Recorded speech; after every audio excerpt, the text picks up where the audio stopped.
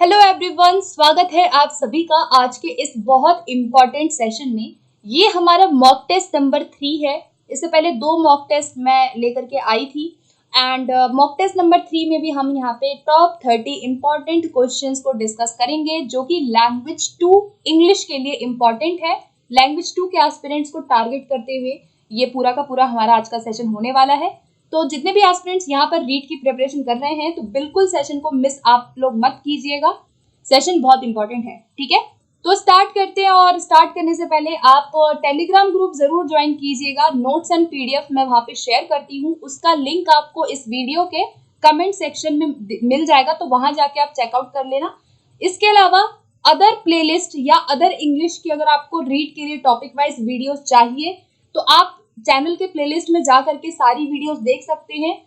उसका भी लिंक आपको वीडियो के डिस्क्रिप्शन बॉक्स में आपको मिल जाएगा, ठीक है। तो अब हम अपने सेशन को फाइनली शुरू करते हैं और मुझे आशा है कि आपको बहुत मजा आएगा इस सेशन में। ध्यान से आपको हर क्वेश्चन को पढ़ना है और जहां जरूरत होगी वहां पे हम समझते हुए क्वेश्चन को चलेंगे। फर्स्ट क्वेश्चन से शुरू करते हैं अब हम आज के सेशन को। फर्स्ट क्वेश्चन आता है, octave is divided into dash and sestet into dash. बहुत इंपॉर्टेंट क्वेश्चन है फर्स्ट वाला, ठीक है। ऑक्टेव एंड सेस्टेट जो है वो किसका पार्ट है, पहले तो ये आपको याद रखना है। जो आपका इटालियन सोनेट होता है, इटालियन सोनेट का पार्ट होता है ऑक्टेव एंड सेस्टेट, जिसे हम क्लासिकल सोनेट भी कहते हैं, जिसे हम पेट्रार्कन सोनेट भी कहते हैं। तो यहाँ पर तीनों नाम आपको याद रखना है, इटालियन, क्लासिकल, पेट्रार्कन, जिसमें ऑक्टेव एंड सेस्टेट आता है। तो इसका जो सही जवाब बनेगा वो क्या होना चाहिए, 2 क्वार्ट्रेन्स एंड 2 टर्सेट्स, 2 टर्सेट्स 2 क्वार्ट्रेन्स, 8 क्वार्ट्रेन 3 टर्सेट्स, या फिर नन ऑफ द अबव।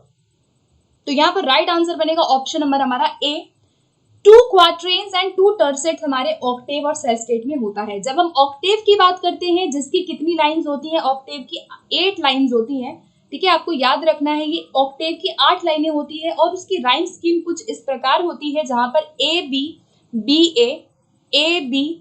ए हम लिखते हैं। तो ए बी ए ये आपका 1 क्वार्ट्रेन हुआ और ए बी ए ये आपका 2nd क्वार्ट्रेन हुआ।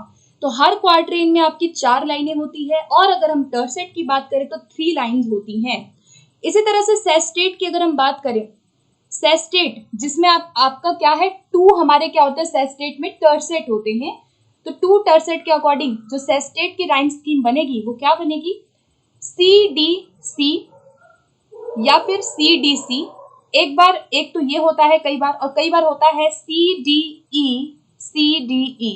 तो सी डी ई भी हो सकता है, सी डी सी भी हो सकता है। इसके अलावा सी डी सी और डी सी डी भी होता है, ठीक है। तो याद रखना, कई लोग कंफ्यूज होते हैं, सेस्टेट में ये तीनों हो सकती है ना। तो यहाँ पर आपका क्या है, आपके 2 यहाँ पे क्या हो गए, टर्सेट हो गए एंड आपके 2 क्वार्ट्रेन हो गए। तो यहाँ पर ए ऑप्शन हमारे फर्स्ट क्वेश्चन का बिल्कुल राइट आंसर बनेगा।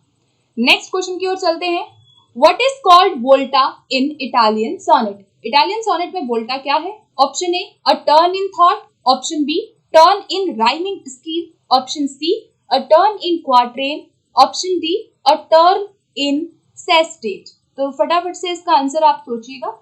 राइट आंसर बनेगा वोल्टा, आपसे पूछा गया है, ठीक है। आपको पता है वोल्टा जो है वो इटालियन सोनेट पे कहाँ होता है, जहां पे पहले हमारा ऑक्टेव होता है, उसके बाद हमारा सेस्टेट जो है वो फॉलो होता है। 8 लाइन के बाद जो हमारी 9th जो लाइन होती है किसी भी उसमें इटालियन सोनेट में, वो हमारा वोल्टा को दिखाता है, ठीक है। वोल्टा जो है वो 9th लाइन से होती है, उसके बाद हमारा सेस्टेट आता है। वोल्टा का मतलब ही होता है टर्न, ठीक है, कोई ना कोई टर्न आना, चेंज आना। तो यहाँ पर ऑप्शन नंबर ए इसका राइट आंसर बनेगा, a turn in thought is called volta, ठीक है। Option number A will be right answer. Next question देखते हैं, question number 3, elegy the form of poetry originated in. Elegy जो है वो ओरिजिनेट हुई थी कहाँ पे, उसका ओरिजिनेशन है ग्रीक में, ग्रीस में, फ्रांस में, इंग्लैंड में या इटली में।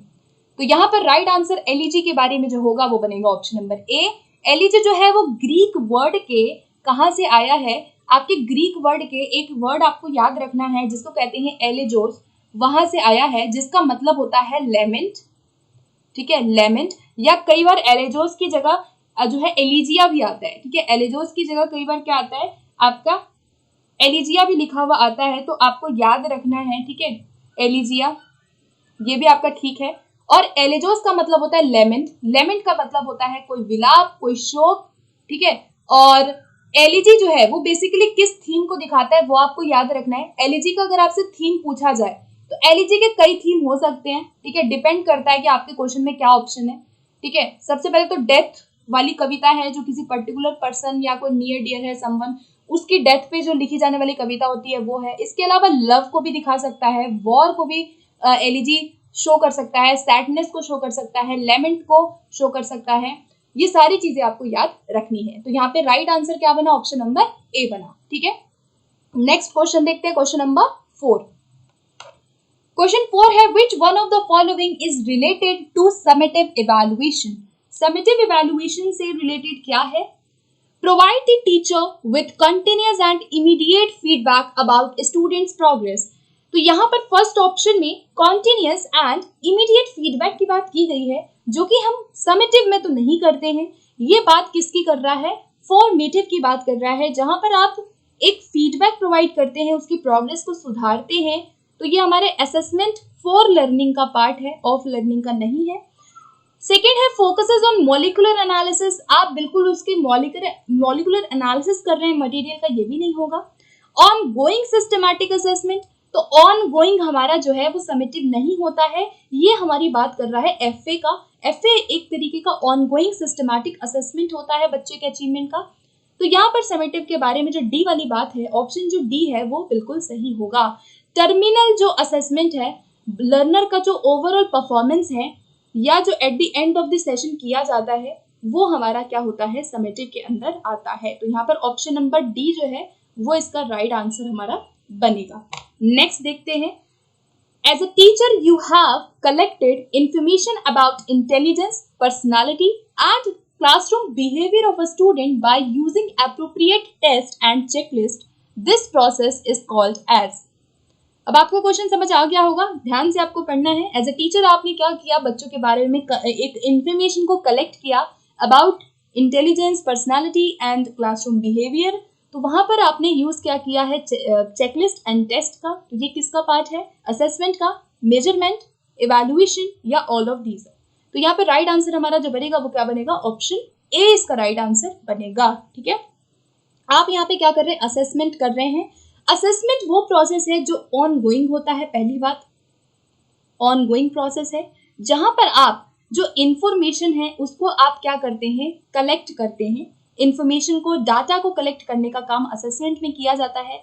बच्चे की लर्निंग को यहाँ पर प्रोग्रेस करने का काम असेसमेंट में किया जाता है। इवैल्यूएशन जो है वो एट द एंड हम करते हैं, जो हमारे किसी न किसी लर्निंग के प्रोडक्ट को, हमारे ऑब्जेक्टिव्स कितने फुलफिल हुए उसको दिखाता है।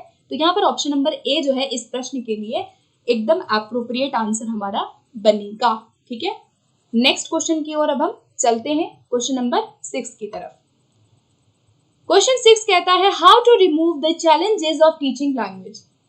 How to remove the challenges in teaching language. Teacher should know the difference between language 1 and language 2. Classroom practice made passive and imaginary. Third है, teaching learning material of language 1 and language 2 should be different. Grading and presenting the language elements are not compulsory. तो यहाँ पे जो challenge है हमारी teaching में उसे हम रिमूव कैसे कर सकते हैं। तो राइट आंसर यहाँ पे बनेगा option A, a teacher should know the difference between language 1 and language 2. Okay, अगर आप रिमूव करना चाहते हैं चैलेंजेस को तो you should know the difference between language 1. Okay, and when we talk about language 1 it's related to acquisition, आप acquire करते हैं, and language 2 is related to learning, ठीक है, लर्निंग से रिलेटेड है। तो हमें एक डिफरेंस पता होना चाहिए। ऐसा नहीं है कि यहाँ पर आप लर्नर को पैसिव रख रहे हैं और इमेजिनरी रख रहे हैं ओनली, यहाँ पर मटेरियल डिफरेंट होना चाहिए, ये भी जरूरी नहीं है। और यहाँ पर आर नॉट बोला गया है, ये भी आपका नेगेटिव हो गया कि आप ग्रेडिंग और प्रेजेंटिंग जो एलिमेंट्स है उसको आप कंपल्सरी नहीं करेंगे, तो ये भी गलत है। तो यहाँ ए जो है इस प्रश्न के लिए that will be right answer. Next देखते हैं question number 7. The compositional skills and creativity in presentation of students can be most effectively evaluated by which of the following tests? Objective type test, essay type test, short answer test या projective test. फटाफट से इसका answer सोचिएगा क्या होना चाहिए right one. तो यहाँ पे राइट आंसर जो इस प्रश्न के लिए हमारा फाइनली जो बनेगा वो क्या बनेगा, ऑप्शन नंबर बी इसका राइट बनेगा। Essay type test will be right answer, जिसे हम क्या कहते हैं, सब्जेक्टिव टाइप टेस्ट भी कहते हैं। ठीक है, ये हमें बोलता है, ये हमें प्रोवाइड करता है बच्चों की राइटिंग स्किल को हम इजीली यहाँ चेक कर सकते हैं, हम उसकी जो क्रिएटिविटी है उसको हम इजीली यहाँ पे मेजर कर सकते हैं। बच्चा यहाँ पे स्वतंत्र तरीके से क्रिएटिवली राइट कर सकता है, उसकी कॉम्प्रीहेंशन को हम बहुत अच्छे से समझ सकते हैं। तो यहाँ पे बी इसका राइट आंसर हो जाएगा। नेक्स्ट देखते हैं, what are the principles of planning remedial teaching by the teacher. अब आपको बताना है रेमेडियल टीचिंग का प्रिंसिपल क्या होना चाहिए। फर्स्ट है feedback techniques need to be apply. क्या हमें फीडबैक टेक्निक को अप्लाई करना चाहिए? सो यस, हमें करना चाहिए। हम बच्चों को फीडबैक प्रोवाइड करते हैं यहाँ पे। ओके, इसके अलावा आप याद रखना हम बच्चों को यहाँ मोटिवेशन भी देते हैं, हम बच्चों को यहाँ पे रीइंफोर्समेंट भी प्रोवाइड करते हैं रेमेडियल में। ठीक है, तो तीनों चीजें हैं, तो ए ठीक है। टीचर में test and standardize test use कर सकते हैं, बिल्कुल कर सकते हैं हम। आप टेस्ट का यूज करके और जो भी उसने टेस्ट दिया आप उसके अकॉर्डिंग जो प्रॉब्लम है उसको रेक्टिफाई कर सकते हो। ठीक है। थर्ड है क्यूमुलेटिव रिकॉर्ड, हम बच्चे के रिकॉर्ड को यूज कर सकते हैं, बिल्कुल हम कर सकते हैं। क्यूमुलेटिव रिकॉर्ड वो रिकॉर्ड होता है जहां पे हम बच्चे के प्रोग्रेस को रखते हैं ओवरऑल, चाहे वो उसका फैमिली बैकग्राउंड हो, चाहे उसका एकेडमिक्स हो, चाहे वो उसका हैबिचुअल हो, कुछ भी हो। ठीक है, तो यहाँ पे हम किसके साथ जाएंगे, ऑप्शन डी के साथ जाएंगे। Option D will be right answer. Next question है identify the word which has a different sound. अब आपको बताना है यहाँ पर किसका डिफरेंट साउंड यहाँ पर हमारा होगा, तो फटाफट से इसको आप लोग पढ़ के देखिएगा। ठीक है, तो राइट आंसर इसका जो हमारा बनेगा वो क्या बनेगा, ऑप्शन नंबर हमारा यहाँ पर डी इसका राइट आंसर होगा। ठीक है, अगर हम इसकी बात करें तो इसका जो होता है वो कुछ इस तरीके से होता है, फुट। ठीक है, जहाँ पे आपके इस ये वाली छोटा हुआ आता है आपका ये वाला। ठीक है, तो छोटे ऊ की मात्रा शुड, शुड में भी हमारा ये वाला यू आता है, वुड में भी हमारा ये वाला यू आता है, लेकिन जब हम फूड बोलते हैं फूड तो वहां पर ये वाला यू आता है। तो यहाँ पर हम बड़े ऊ की मात्रा, यहाँ बड़े ऊ की मात्रा का जो एक ध्वनि है वो यहाँ पे आती है, तो यहाँ पे डी जो है वो हमारा डिफरेंट वर्ड हो जाएगा। नेक्स्ट देखते हैं, in dash sounds the air flow is unobstructed when the sound is made. Consonants, vowels, affricates या प्लोसिव्स। तो फटाफट से इसका आंसर आप लोग सोचिएगा क्या होना चाहिए। कौन से साउंड है जहां पे एयर फ्लो जो है, जो एक हवा है जो हम जिस साउंड को प्रोड्यूस करते हैं वो अनऑब्स्ट्रक्टेड है, यानी कि बिना किसी रुकावट के जब हम किसी साउंड को प्रोड्यूस कर लेते हैं तो वो हमारे वॉवल्स के अंदर आते हैं, यानी ऑप्शन नंबर बी इसका राइट आंसर हमारा बनेगा। ठीक है, उसके अलावा जो कॉन्सोनेंट्स हैं वो साउंड्स ऐसे साउंड्स हैं जिनकी प्रोडक्शन में कहीं ना कहीं एक ऑब्स्ट्रक्शन आता है, रुकावट आती है, हमारे जो एरिया है, टंग है, टीथ है या लिप है, उसका कहीं ना कहीं इन्वॉल्वमेंट होता है। ठीक है, अब बाकी चीजें और इंपॉर्टेंट याद रखना, कॉन्सोनेंट्स की टोटल संख्या 24 है, पूछा जाता है एग्जाम में। वॉवल्स की टोटल संख्या 20 है इंग्लिश के अंदर, और ये दोनों मिल करके 44 हमारे क्या बनाते हैं, साउंड बनाते हैं, या जिसे हम क्या कहते हैं, फोनीम्स भी कहते हैं। ठीक है, एफ्रिकेट्स की संख्या 2 है, जिसमें से जो पहली होती है वो हमारी च की ध्वनि और दूसरी ज की ध्वनि होती है। डी जेड जो है ये ज है, और जो टी और इस तरह से होता है ये हमारा च की ध्वनि होती है। प्लोसिव्स की संख्या पूछी जाती है, देयर आर 6 प्लोसिव्स। ठीक है, एक है आपका पी, फिर बी, टी, डी, के एंड जी। तो आपको याद रखना है पी, बी, टी, डी, के, जी जो है वो हमारे क्या है, प्लोसिव्स हैं। ओके, चलिए नेक्स्ट देखते हैं। नेक्स्ट क्वेश्चन आता है क्वेश्चन नंबर 11 हमारा, identify the correct phonetic symbol for the word does. अब ये डज वर्ड जो है इसमें कौन सा फोनेटिक सिंबल आना चाहिए। जब हम डज की बात करते हैं, जो आप लास्ट वाला देख रहे हो इसके अकॉर्डिंग बताना है। ठीक है, इसके अकॉर्डिंग तो फटाफट से देखिएगा, राइट आंसर इसका जो बनेगा वो क्या बनेगा हमारा, option number B will be right answer. ठीक है, ये जो जेड है, डज, डज में जेड वाली ये वाली ध्वनि आती है। जब हम इस वाले जेड की बात करते हैं तो ये आता है हमारा, जैसे कि हम अगर बोले मेजर या प्लेजर तो इसमें हमारा जो श ज वाली कहीं ना कहीं ध्वनि आ रही है वो होती है। एस में हमारी स की ध्वनि आती है केवल, ठीक है। एंड जो ये है ये ज के लिए होता है, ठीक है। तो यहाँ बी जो है वो राइट आंसर इसका बनेगा। नेक्स्ट क्वेश्चन है विच of the following words have the same consonant sound. कौन से वर्ड की जो साउंड्स है वो कॉन्सोनेंट साउंड सेम है। तो 4 ऑप्शन दिए हुए हैं, आपको इनको क्या करना है, पढ़ के देखना है जिनका आपको कॉन्सोनेंट साउंड सेम लग रहा है, ठीक है। तो मैं सीधा राइट आंसर पे चलती हूँ, आप वीडियो को पॉज करके इसको थोड़ा सा सोच सकते हैं, ठीक है। तो देखो इसका जो राइट आंसर हमारा बनेगा वो बनेगा हमारा ऑप्शन नंबर बी, ठीक है। बी में जो आपके कॉन्सोनेंट साउंड्स हैं वो तीनों में सेम है, ठीक है। अगर मैं बोलूं चिप्स, चॉकलेट, चिल, तो तीनों में च कॉन्सोनेंट की आवृत्ति हो रही है। जब हम टॉक, टेल एंड यहाँ पे हम दिस बोलते हैं, यानी कि इसमें आपका क्या आ रहा है, ये वाला द आ रहा है, ये वाली ध्वनि आ रही है, तो ये नहीं होगा। केक, कैट एंड ये आपका सर्टिफिकेट होता है स से, तो ये भी नहीं हुआ। ऑप्शन नंबर ए में हमारा जाइंट, जर्मनी एंड जो ये वर्ड है इसको बोलते हैं गॉन्गिटुएशन, तो यहाँ पे ग की ध्वनि है ये, बाकी ये ज की और ये भी ज की है। तो यहाँ पे बी जो है वो बिल्कुल हमारा राइट आंसर इस प्रश्न के लिए बनेगा। नेक्स्ट क्वेश्चन पे आते हैं, identify the correct fallacy. Fallacy बतानी है कौन सी है। People from big cities are not as friendly as those from small towns. अब यहाँ पे क्या कहा गया कि people from big cities are not as friendly as those from small towns.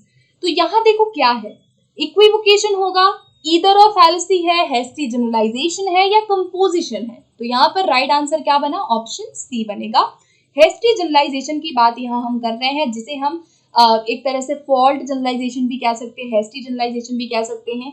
यहाँ पे कहा गया कि जो लोग बड़े शहरों से हैं वो इतने फ्रेंडली नहीं होते हैं जितने कि छोटे टाउन्स में होते हैं। यानी आप एक स्मॉल एविडेंस के आधार पर, आपके सामने एक स्मॉल एविडेंस है, उसके आधार पर आप पूरी जो रूल है वो सब पर आप जनरलाइज कर देते हैं, वो आपका हेस्टी जनरलाइजेशन में आता है।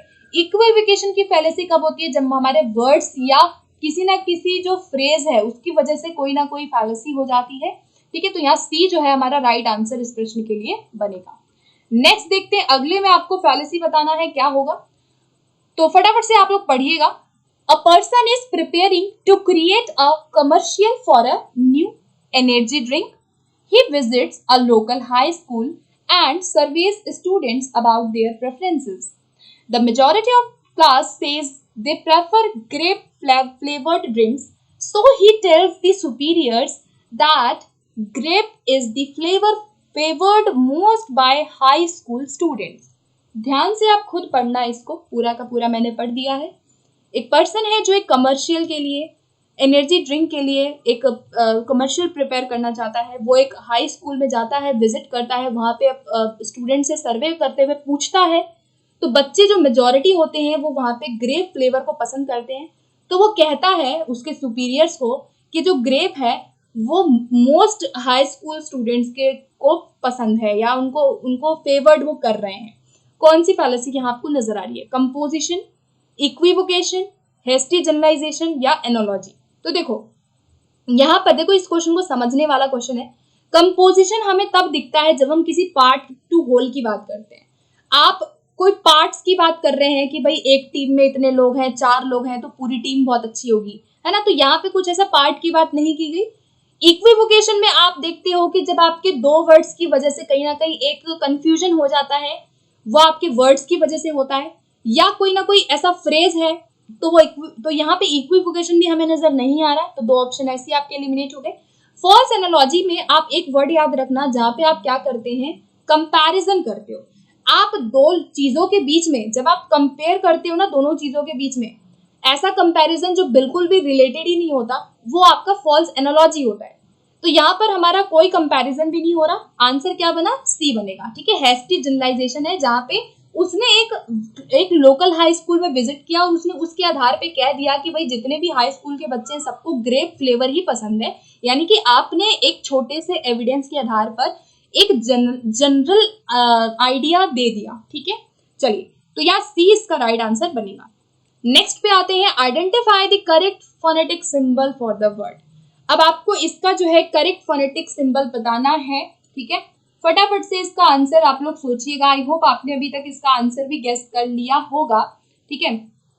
तो यहाँ पे जो है कॉस्ट है, कॉस्ट, तो कॉस्ट में जो आपका सिंबल आएगा वो क्या बनेगा, ये यू तो होगा नहीं, ठीक है, ये ऊ की मात्रा के लिए होता है। ए जो है आय, आय के ध्वनि के लिए तो ये नहीं है, ठीक है। ईया, ये ईया की ध्वनि के लिए, और औ, औ जो ध्वनि है ना वो इसके लिए होता है, ठीक है। तो यानी कि ए हो जाएगा, ठीक है। जब हम कॉस्ट बोलते हैं, कॉस्ट, तो यहाँ पे ए और ये जो यू जैसा है, ये उल्टा ई और इस जैसा, ये वाला हमारा सिंबल आएगा। तो आई होप आप अभी तक आप समझ गए होंगे, ठीक है, जो मैं बताना चाहती थी। तो यहाँ ए जो है कॉस्ट के लिए, कॉस्ट उसके लिए राइट हो जाएगा, ठीक है। चलिए नेक्स्ट देखते हैं, what is the meaning of epilogue. Epilogue का क्या मतलब होता है, ये आपका क्वेश्चन लिटरेरी टर्म्स से पूछा गया है, ठीक है।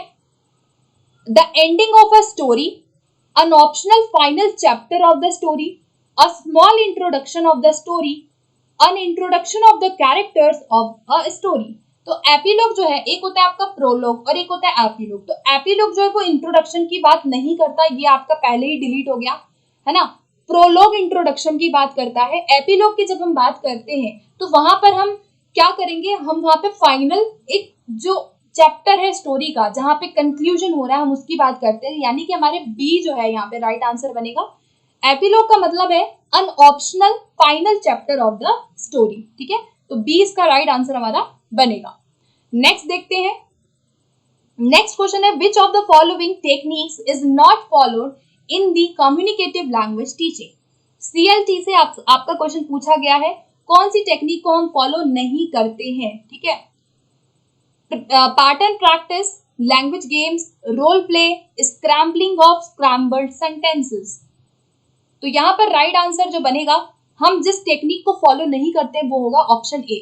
पैटर्न प्रैक्टिस को हम फॉलो नहीं करते हैं, हम बहुत ज्यादा हम ड्रिल की बात यहाँ नहीं करते हैं, हम यहाँ पे ना ही हम ट्रायल एरर हम कर सकते हैं, लेकिन हम पैटर्न्स के हैबिट्स फॉर्मेशन की बात बहुत ज्यादा नहीं करते, ना हम स्ट्रक्चर्स की बात करते हैं। तो यहाँ ए हो जाएगा। गेम्स का यूज हम बिल्कुल करते हैं, रोल प्ले का यूज करते हैं, हम यहाँ पर इंफॉर्मेशन, जो हमारी इंफॉर्मेशन गैप एक्टिविटीज हैं, हम उनका यूज भी करते हैं, ठीक है। इंफॉर्मेशन गैप एक्टिविटी का यूज करते हैं। स्क्रैम्बलिंग ऑफ स्क्रैम्बल्ड सेंटेंसेस भी हम करते हैं, जहां पे जैसे कि जो जम्बल्ड वर्ड होते हैं उनको अरेंज किया जाता है, तो ये भी एक एक्टिविटी है, ठीक है। लेकिन जो ए है वो किससे रिलेटेड है, वो आपकी ऑडियो लिंग्वल मेथड से रिलेटेड है, इसलिए आंसर क्या बनेगा, ए बनेगा, ठीक है। चलिए नेक्स्ट देखते हैं अगला क्वेश्चन। क्वेश्चन नंबर 18 आता है, we do not have to change the shape of our mouth while saying the vowel sound in। अब आपको बताना है यहाँ पे कौन सा ऐसा है जिसमें जब हम कोई वॉवल साउंड को प्रोड्यूस करते हैं तो we don't have to change our shape of mouth, हम अपने माउथ के जो शेप है उसको चेंज नहीं करते, ठीक है। तो राइट आंसर इसका क्या बना, ऑप्शन नंबर बी इसका राइट बनेगा। सिंपल सी बात है कि मोनोफ्थोंग जो साउंड्स हैं उन्हें हम उसमें हम क्या करते हैं कि अपने माउथ का जो एक पोजीशन है उसको चेंज नहीं करते हैं। बाकी डिप्थोंग अगर आप बोल के देखेंगे, जैसे अगर ये डिप्थोंग है औ है, तो आपको अपने माउथ की पोजीशन को चेंज करना पड़ेगा।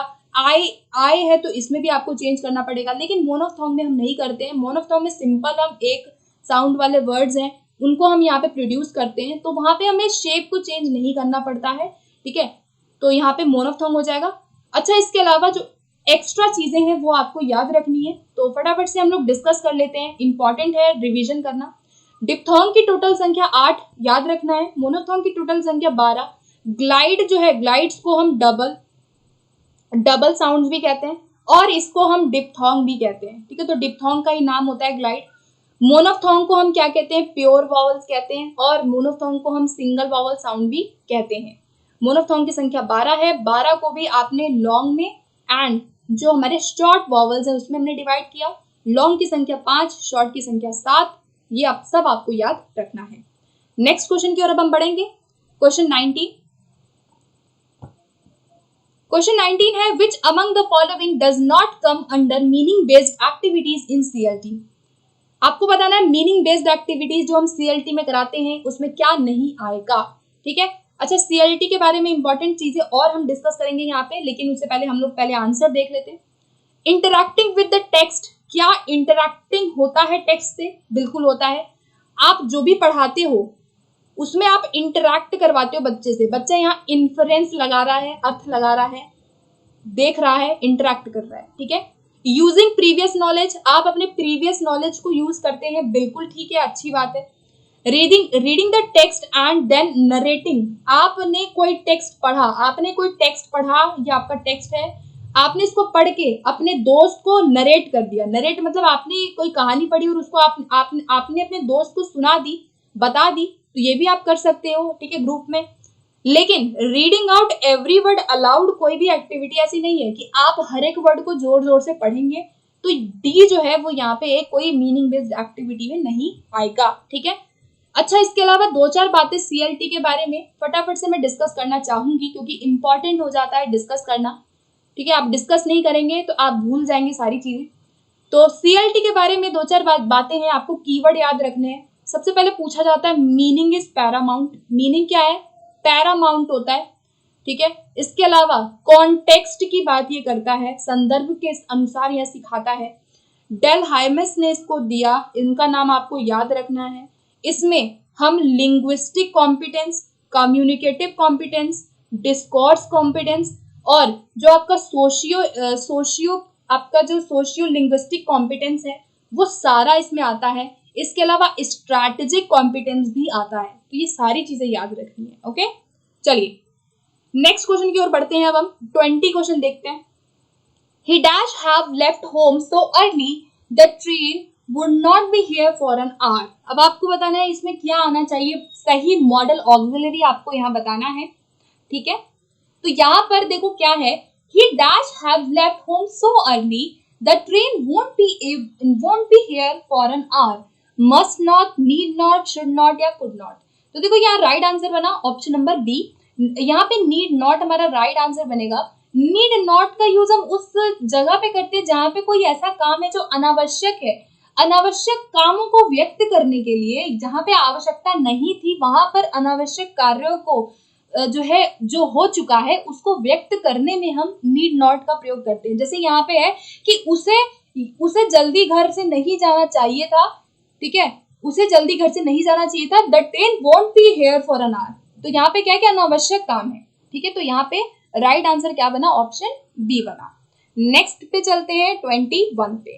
21 क्वेश्चन कहता है the team dash taken their places in the ground. फटाफट से सोचेंगे क्या आना चाहिए, हैव, हैज, आर या इज। तो यहाँ पर राइट आंसर हमारा इस प्रश्न के लिए 21 में जो बनेगा वो बनेगा हमारा ऑप्शन नंबर बी, ठीक है। ऑप्शन नंबर ए बनेगा हैव, ठीक है। हैव का यूज हम यहाँ करेंगे क्योंकि जो टीम है, the team dash taken their places in the ground, यहाँ पे टीम जो है वहां पे हम एज इंडिविजुअल को यूज कर रहे हैं, ठीक है। टीम जो है पूरी की पूरी एक इंडिविजुअल को दिखा रहा है, ना कि किसी अलग अलग पर्सन को। तो यहाँ पे हम हैव के साथ यहाँ पे जाएंगे, ओके। इसके साथ साथ आपको एक बात और याद रखनी है कि अगर कोई भी आपका कलेक्टिव नाउन है, ठीक है, कलेक्टिव नाउन है, अगर वहां पर सिंगुलर हम तब लगाते हैं जहां पे आपका इट या इट्स या फिर इट यूज हुआ हो, है ना, तब हम ये लगा सकते हैं। और अगर जब हम प्लूरल कब लगाएंगे, वर्ब जहां पे आपका दे आ जाए या जो भी आपके प्लूरल वाले आ जाए, ठीक है, जैसे देयर आ जाए या देम आ जाए। तो यहाँ पर देयर आ चुका है तो हम क्या लगाएंगे, हैव लगा देंगे, ठीक है। तो ये आपको याद रखना है। ऑप्शन नंबर ए इसका राइट आंसर हमारा बन जाएगा। नेक्स्ट पे चलते हैं। नेक्स्ट क्वेश्चन है identify the figure of speech used in the expression. अब आपको बताना है यहाँ पे कौन सा फिगर ऑफ स्पीच यहाँ पर हमें दिख रहा है, ठीक है। फिगर ऑफ स्पीच बताना है इस लाइन में। And once along in a world of its own. तो यहाँ पे एलिट्रेशन है, एसोनेंस है, मेटाफर है या सिमिली है। तो सिमिली का तो हमको कुछ यहाँ दिख नहीं रहा, जहाँ पे लाइक एज का यूज करके हम कंपेयर कर रहे हैं वहां पे सिमिली है। मेटाफर में भी हम क्या करते हैं कि बिना लाइक और एज की हम कंपैरिजन एक तरीके का करते हैं, लेकिन यहाँ पे कोई कंपैरिजन हम नहीं कर रहे हैं। यहाँ पर होगा हमारा ऑप्शन नंबर ए। एलिट्रेशन हमें यहाँ नजर आ रहा है, ठीक है। एलिट्रेशन क्या है, जहां पे आप क्या करते हो, कॉन्सोनेंट साउंड्स के रिपीटिशन को देखते हो, जहां पे भी आपके इनिशियल कॉन्सोनेंट साउंड्स रिपीट हो रहे हैं वहां पे आपका अल्ट्रेशन हो जाता है। तो यहाँ पे आपका जो ये है डब्ल्यू है, इसकी रिपीटिशन यहाँ पे है, तो हमारा राइट आंसर यहाँ ए हो जाएगा क्वेश्चन नंबर 22 का। ठीक है, नेक्स्ट पे चलते हैं। नेक्स्ट क्वेश्चन आता है हमारा 23। According to the criteria of dash things should be taught considering age of students in principle of. कौन सा प्रिंसिपल है, कौन सा क्राइटेरिया है जहां पर हम बच्चों की एज को भी कंसीडर करते हैं while teaching any language item? Okay, so option A है frequency and gradation, option B है learnability and selection, option C है range and selection, option D है फेमिलियरिटी एंड सिलेक्शन। तो इसका जो राइट आंसर हमारा बनेगा वो होगा ऑप्शन नंबर बी। ओके, यहाँ पर जब हम बात करते हैं ना सिलेक्शन की, आप यहाँ सिलेक्ट कर रहे हैं, ठीक है। हम लोग सिलेक्शन में क्या करते हैं, हम चूज करते हैं उन आइटम को जो हम बच्चों की एज के अकॉर्डिंग सिखाना चाहते हैं। तो जब आप बच्चे का लेवल और उसका एज, उसका क्लास आप देख करके, क्लास के अकॉर्डिंग, लेवल के अकॉर्डिंग, एज के अकॉर्डिंग जब आप सिखाते हो, यानी कि वो उसकी लर्न एबिलिटी के अंदर आता है। ठीक है, आपकी लर्न एबिलिटी जब हम ये कब यूज करते हैं, वाइल सिलेक्शन। ठीक है, सिलेक्शन यानी कि जब आप लैंग्वेज मटेरियल को सिलेक्ट कर रहे हो। तो यहाँ बी जो है इस प्रश्न के लिए बिल्कुल राइट आंसर बनेगा। नेक्स्ट क्वेश्चन देखते हैं, क्वेश्चन नंबर 24 कहता है आपको यह बताना है राइम स्कीम क्या होगी 24 क्वेश्चन में। ठीक है, तो राइम स्कीम के लिए फटाफट से हम क्या करेंगे, लास्ट वाले जो भी हमारे ये वर्ड्स हैं इनको हम देख लेंगे। आपको पूरी पोएम पढ़ने की कोई जरूरत नहीं है। ठीक है, आपसे 4 लाइन की राइम स्कीम अभी तक पूछी गई है एग्जाम में। ठीक है, तो थिंग्स दिया हुआ है, यानी कि सबसे पहले आप ए से स्टार्ट करेंगे, थिंग्स, काउ, डी, डिफरेंट है तो बी कर दो। ठीक है, उसके बाद स्विम, थिंग्स, काउ, स्विम, तीनों अलग है, ए कर देंगे, सी करेंगे यहाँ पे। ठीक है, क्योंकि अलग है तो हम सी करेंगे, ए बी सी। उसके बाद विंग्स, तो यहाँ पे थिंग्स से विंग्स जो है वो राइम कर रहा है, थिंग्स विंग्स, तो यहाँ ए कर देंगे फिर से। उसके बाद काउ एंड प्लॉ, तो यहाँ पे ये भी राइम कर रहा है, बी कर देंगे। ट्रिम, ट्रिम, तो स्विम, ट्रिम, स्विम, ट्रिम, सी कर देंगे। यानी कि क्या राइम स्कीम बन रही है यहाँ पर, A B C, A B C. तो देख लेते हैं ए बी सी कहाँ पर है, तो ऑप्शन नंबर बी में हमको ए बी सी नजर आ रहा है, यानी कि बी इसका क्या बनेगा, राइट राइम स्कीम बनेगा। ठीक है, चलिए नेक्स्ट क्वेश्चन की ओर चलते हैं। अब हम क्वेश्चन नंबर 25 देखेंगे। Select the most appropriate option. आपको यहाँ पे अप्रोप्रिएट ऑप्शन बताना है क्या आना चाहिए 25 में। Dash being hungry she couldn't eat the food served in that restaurant. क्या आना चाहिए, in spite of, whether, because या इन केस। तो क्वेश्चन नंबर 25 का राइट आंसर क्या बना, ऑप्शन नंबर ए बनेगा, इन स्पाइट ऑफ। ठीक है, ये आपका क्वेश्चन कहां से आया है, जो आपका लिंकिंग डिवाइसेस है वहां से क्वेश्चन आया हुआ है। यहां पर हम यूज करेंगे इन spite of being hungry she couldn't eat the food served in that restaurant. तो यहाँ पर इन स्पाइट का यूज हम क्या करते हैं, जब हम कोई चीज को दिखाते हैं जहां पे कोई अफेक्ट नहीं हो रहा है, या हम किसी पर्टिकुलर फैक्टर को दिखाते हैं कि भाई इन स्पाइट ऑफ बीइंग हंग्री, यानी कि भूखे होते हुए भी उसने कुछ नहीं खाया, यानी कि हम यहाँ पे एक फैक्टर को दिखा रहे हैं, एक फैक्ट को दिखा रहे हैं, वहां पे हम क्या यूज करते हैं, इन स्पाइट ऑफ। वेदर का यूज हम कब करते हैं, जब हम कोई एक्सप्रेस करना चाहते हैं किसी डाउट को, आपको कोई डाउट है किसी चीज में, कोई चॉइस आप दिखा रहे हो, ठीक है, या कोई आप चॉइस बिटवीन कोई आपका अल्टरनेटिव है ना, दो चीजों के बीच में एक चॉइस है, आपको एक चीज चुनना है, तो हम वेदर का यूज करते हैं, या हम कोई अल्टरनेशन दिखा रहे हैं वहां पे हम वेदर का यूज करते हैं। बिकॉज का यूज हम कोई रीजन बताने में, ठीक है, फॉर द रीजन हम कर सकते हैं, कोई आप कारण बता रहे हैं तो वहां पे बिकॉज का यूज हम करते हैं। और इन केस का यूज हम जस्ट नॉर्मल उसमें करते हैं जहाँ पे हम कहते हैं कि भाई इफ इट इज ट्रू, यानी कि कहते हैं ना कि भाई अगर कुछ सच है तो वहां पे इन केस का यूज करते हैं। ठीक है, if it is true that, वहां पे हम इन केस का यूज कर रहे हैं। तो यहाँ पर राइट आंसर क्या बना, ऑप्शन ए बनेगा। ठीक है, इन स्पाइट ऑफ, मतलब कि इसके बावजूद भी, मतलब भूखे होते हुए भी उसने खाना नहीं खाया। तो आई होप आप समझ गए होंगे, यहाँ पर ऑप्शन नंबर ए इसका राइट आंसर हमारा बनेगा। नेक्स्ट देखते हैं question number 26। Dash is knowledge that enables a person to communicate functionally and interactively. Linguistic competence, communicative competence, आपका कोहेजन एंड कोहेरेंस कॉम्पिटेंस, या फिर कॉम्प्रिहेंशन अप्रोच। क्या होना चाहिए इसका राइट आंसर? आपसे पूछा गया है dash is a knowledge that enables a person to communicate. आपके साथ सामने एक ऐसी सामर्थ्यता, एक ऐसी आपका ज्ञान, आपका कौशल जो आपको कम्युनिकेट करने में, इंटरेक्शन करने में हेल्प करता है, तो वो हमारा किस में आता है? That is communicative competence. आपकी कम्युनिकेटिव कॉम्पिटेंस यानी कि जो आपकी जो संप्रेक्षण है, संप्रेक्षण जो सामर्थ्यता है वो जो है दिखाता है। ठीक है, तो यहाँ पे जो बी है वो हमारा राइट आंसर इस प्रश्न के लिए बनेगा। एक बात और याद रखना है कि यहाँ पर जो आप ये देख रहे हैं ना, कोहेरेंस कॉम्पिटेंस, ये कम्युनिकेटिव कॉम्पिटेंस, लिंग्विस्टिक कॉम्पिटेंस, ये तीनों ही कॉम्पिटेंस किसके अंदर आते हैं? आपके सीएलटी के अंदर आते हैं। ठीक है, लिंग्विस्टिक में हमारा क्या क्या आ जाता है? हमारी वोकैबुलरी, हमारा ग्रामर, ठीक है, आपके जो भी LSRW स्किल्स हैं उससे रिलेटेड वोकैबुलरी, ग्रामर, आपकी प्रोनाउंसिएशन, सारी चीजें लिंग्विस्टिक का पार्ट है। कम्युनिकेशन में आप कितने इंटरैक्टिवली कम्युनिकेट कर रहे हो। कोहेरेंस का मतलब होता है कि आप कितना लॉजिकल बोल रहे हो, किसी भी बात को, सेंटेंसेस को कितना लॉजिक लिख रहे हैं या पढ़ रहे हैं या बोल रहे हैं, वो आपका कोहेरेंस होता है। ठीक है, तो ये तीनों ही चीजें आपका जो है लिंग्विस्टिक और कम्युनिकेटिव सारी चीजें, डिस्कोर्स हो गया, स्ट्रैटेजिक हो गया, सारा आपका सीएलटी में आता है। तो मैं आपसे इसलिए डिस्कस कर रही हूँ ताकि आपको ये चीजें याद रहें। ठीक है, आप जितना इनको सुनेंगे, जितना आप इनको प्रैक्टिस करेंगे, उतना ही आपको याद होगा। तो डिस्कस करना इंपॉर्टेंट हो जाता है। ठीक है, चलिए 27 क्वेश्चन पे आते हैं। अब हम 27 क्वेश्चन में आपको बताना है लिंकिंग डिवाइस क्या आएगा। I am very tired dash I have been working all day. So आएगा, बिकॉज आएगा, देयरफॉर आएगा, या अनलेस आएगा। फटाफट से सोचिएगा इसका राइट आंसर। तो इसका जो हमारा राइट आंसर फाइनली बनेगा वो बनेगा ऑप्शन नंबर बी, बिकॉज। ठीक है, यहाँ पे कहा गया I am very tired because I have been working all day. ठीक है, यहाँ पे बोला गया कि मैं थक गई हूँ या मैं थक गया हूँ अब क्योंकि मैंने पूरा दिन काम किया। ठीक है, तो यहाँ बिकॉज का हम यूज करेंगे। अच्छा, यहाँ पे जो बाकी के ऑप्शंस हैं इनको भी फटाफट से डिस्कस कर लेते हैं।